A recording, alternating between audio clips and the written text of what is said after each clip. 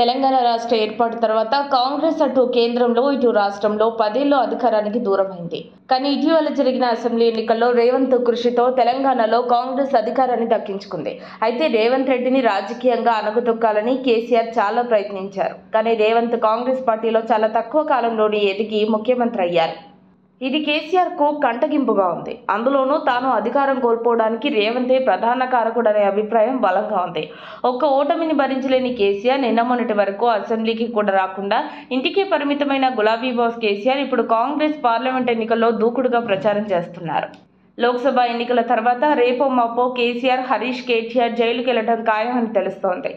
ఇక బీజేపీని ఇరుకున పెట్టేందుకు కాంగ్రెస్కు దొరికిన బ్రహ్మాస్త్రం రిజర్వేషన్ అంశం. రిజర్వేషన్స్ అనేవి మన దేశంలో రాజకీయ పార్టీలకు పెద్ద ఆయుధం.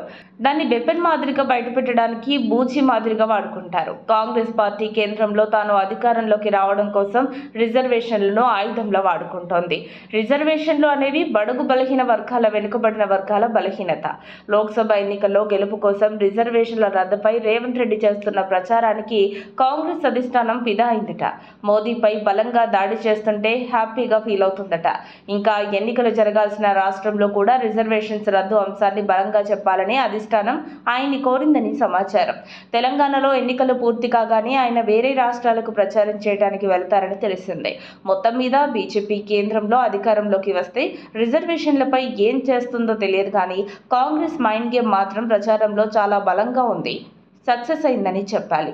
తెలంగాణ రాజకీయాల్లోనే కాదు దేశవ్యాప్తంగా వినిపిస్తున్న పేరు టైగర్ రేవంత్ రెడ్డి.